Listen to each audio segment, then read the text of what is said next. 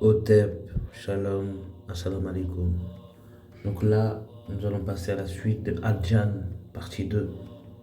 Parce que je m'adresse toujours aux êtres de lumière, aux êtres spirituels. Eux, ils veulent jouer, mais ils ne savent pas que nous, on est prêts. Il y a des gens qui ont besoin de livres pour pouvoir vivre. Il y a des gens qui vivent pour pouvoir écrire dans le livre leur kitab, afin que Allah soit fier d'eux quand il lira leur livre. Même si nous savons qu'Allah sait. Ça fait plaisir de faire plaisir à Allah. Donc, pour ceux qui pensent que nous sommes dans la folie, je vais vous montrer un petit message sur WhatsApp qui est personnel, mais je vais vous le montrer. On est en avance, nous. Voilà. Donc là, c'est une cousine à moi que je n'ai pas vue depuis 4 ans. 23h44, 78%. Qui a cherché mon numéro partout. Et le premier message qu'elle m'a envoyé, c'est cela. Lui, non, salut Miss, j'espère que tu vas... La petite Purple Love. What's up, darling? Et je sais pas, c'est toi, j'arrête pas de rêver de toi. J'espère que tu vas bien, ma pupus. La dernière fois, j'ai rêvé de toi. Oh, je me rappelle plus, on faisait quoi? Hier soir, j'ai rêvé de toi. On était partis... On était aux États-Unis, on était à Los Angeles, après on était dans un magasin, t'avais acheté des chaussures, après on est sorti, t'avais oublié les chaussures, on est reparti dedans et tout. Bon, je sais pas ce que ça veut dire. Après, à un moment donné, après il y a des gens qui t'ont reconnu et tout. Après ils ont dit, il faut qu'on te fasse sortir par derrière. Et... Bon, j'ai pas compris. Après, à un moment donné, je me suis réveillée, j'ai dit, mais attends, si elle fait quoi dans mes rêves, wesh? Je pensais même pas à elle, qu'est-ce qui se passe? Bon, j'espère que tu vas bien, ma chérie. Là, je suis au Congo. Oh, Mac nous avait fait un truc de merde. Quel escroc, ce connard.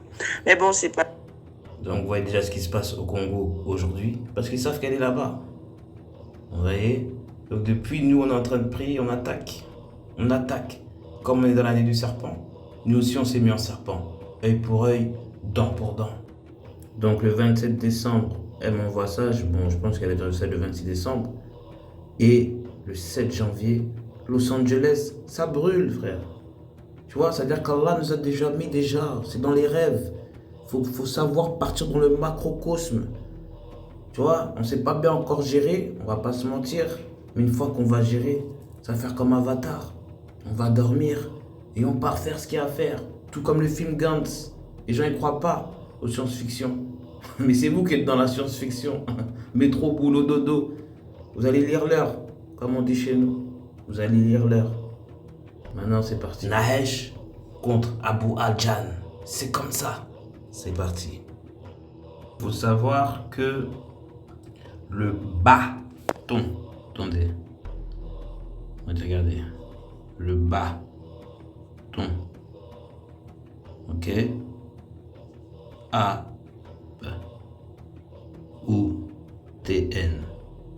TN, c'est 25. C'est l'assurance 25, le discernement, 2025, d'accord? Pour ceux qui ne comprennent pas, je peux rien faire pour vous. Voilà.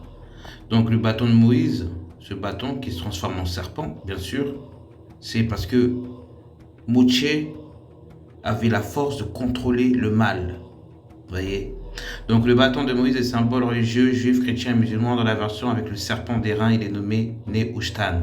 C'est un grand bâton de marche en hébreu, non de bataille en bois que porte le prophète Moshe selon la Bible et le Coran. Le bâton est mentionné pour la première fois dans le livre de l'Exode 4.2, 42 lois de la maths. Quand Yahweh apparaît à Moshe dans le buisson ardent, il permet au prophète de réaliser de nombreux prodiges. Moshe s'en sert entre autres pour ouvrir les flots de la mer Rouge. On vous a dit que c'est lié avec le rouge cette année, n'est-ce pas? Faire tomber la grêle, transformer l'eau du Nil en sang, transformer la poussière du sol en poux ou faire jaillir de l'eau du rocher du mont Horeb.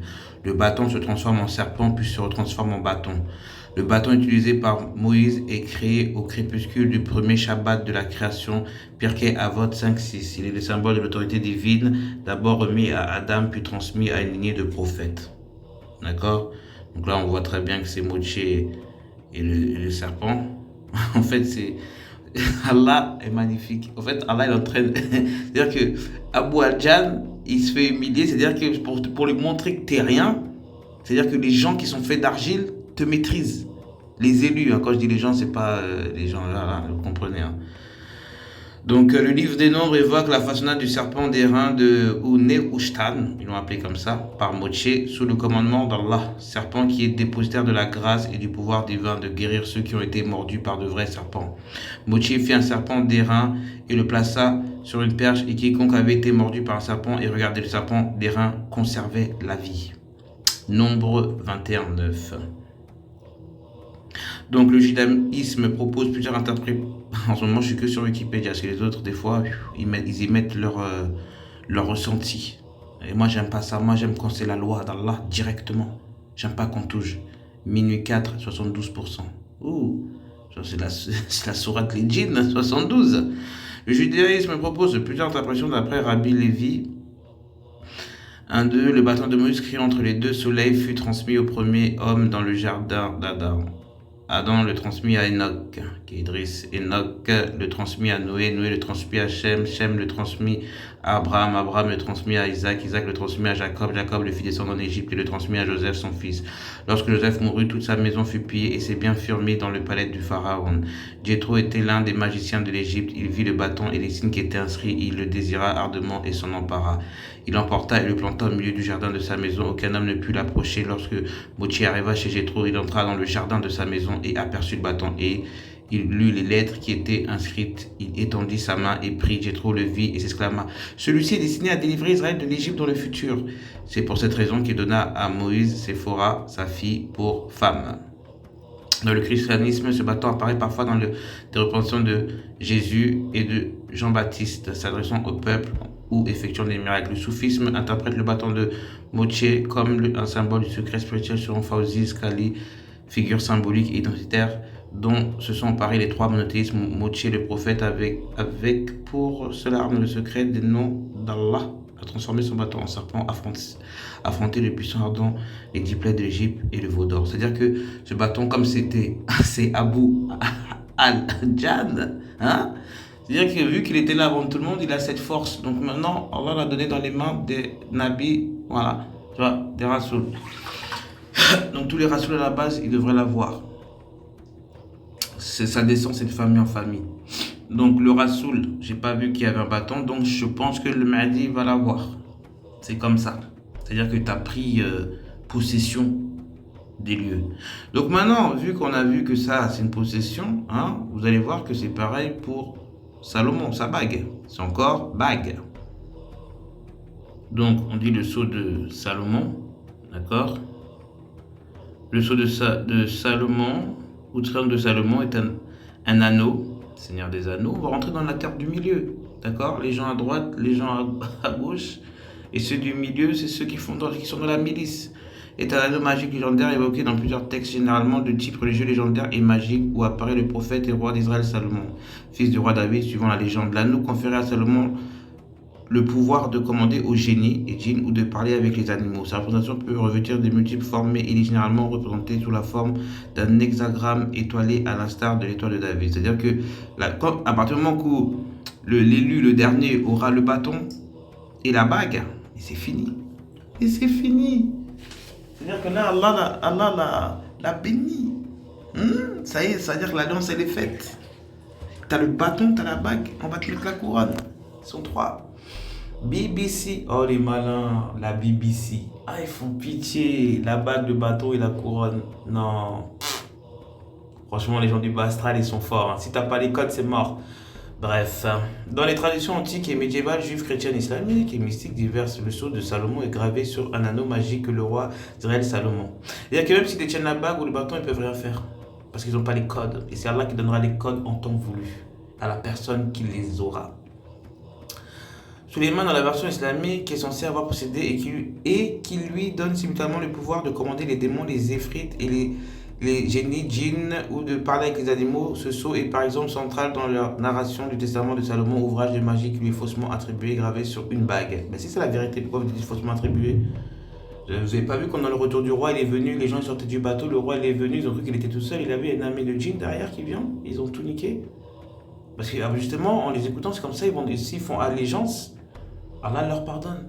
Parce qu'ils sont partis en tant que martyrs. Mais bref, vous ne comprenez pas, c'est à notre niveau. C'est pour ça que je ne m'adresse pas aux gens, les gens des livres. Ouvrage bien qu'il faut très bien. Les démons sont saints également. Le Coran, sont cités explicitement. Le sceau fait une large part à ces légendes concernant les pouvoirs de Salomon. En outre, dans le conte Histoire du pêcheur des mille et une nuits, un mauvais génie djinn est emprisonné pendant 1800 ans dans une bouteille de cuivre scellée d'un bouchon de plomb estampé par l'anneau. Un et neuf sur le soleil. Donc là, on voit le sceau de Salomon. D'accord.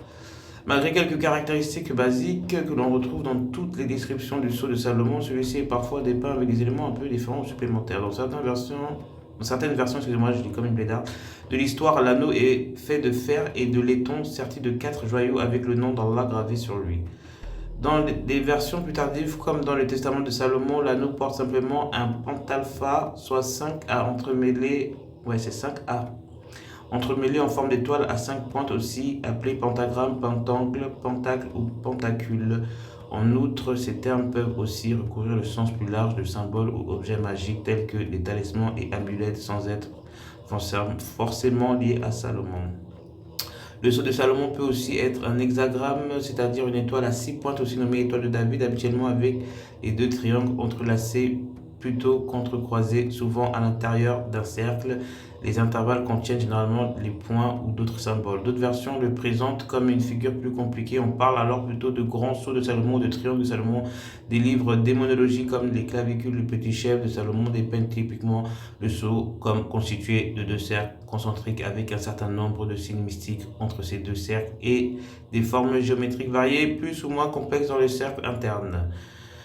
Au Moyen-Âge, il apparaît sur la croix de certaines croix de marché Perron, comme sa protection quand le chez les bras, ils font au banquier.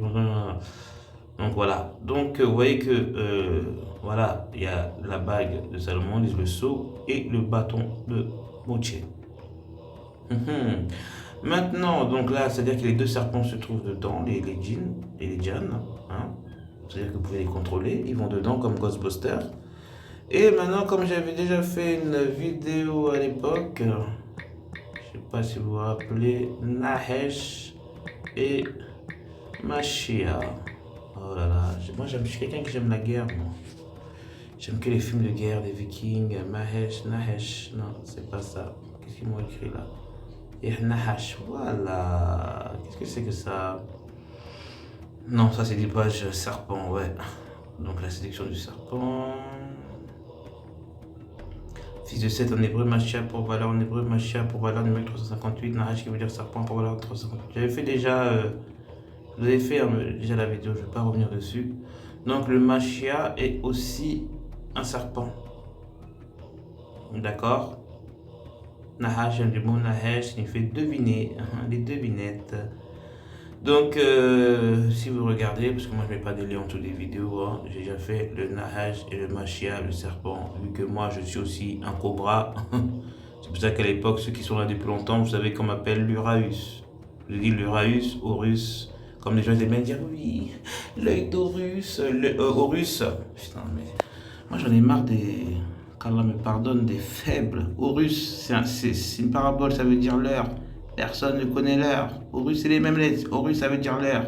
Et c'est quoi? C'est 19h. Mais après, les minutes, Allah Walem. D'accord. Donc, Adjan, Abu Adjan, va se réveiller. Là, c'est pour ça qu'on entend que la venue du Messie, le 3e temple a été fait. C'est lui qui va venir. Mais le Mashiach aussi, un serpent. D'accord. On verra qui va rentrer dans la bague. Et après, il va être détruit comme Gollum dans le Seigneur des Anneaux. On la jette dans la géhenne à jamais. Et la paix va revenir dans le monde. Donc, Al-Mahdi ne peut pas être célibataire, seul. Allah fait tout par 2. Je vous l'ai dit tout à l'heure, dans l'autre vidéo. Mais ça, c'est pas possible. Par 2. Donc, une fois que les 2 couples, le couple, les élus sont réunis, ils vont faire que 1, une fusion. Je sais que pour les gens ils vont dire ouais mais qu'est-ce qu'elle raconte? Franchement vous pouvez dire ça, j'en ai rien à foutre, je m'en tape royalement. T'y crois pas, ce sera le même résultat. Ça va se faire sous tes yeux et te dire ah Allah, si j'avais su, si j'avais su. Pourquoi j'ai pas écouté, on m'avait prévenu. Adjan 3 arrive. Vous allez comprendre, je le connais tellement lui, c'est pas possible. Et on en revient en Égypte antique. Apophis. Apophis. C'est encore monsieur Abu Adjan. Apophis est représenté comme un grand serpent, le plus souvent avec une taille gigantesque et surnaturelle. Dans la plupart des représentations, il est soumis, battu ou tué pour représenter le triomphe du bien.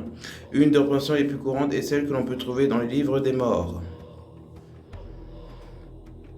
Voilà, on repart avec la première forme avant les livres. Hein? C'est monsieur Apophis.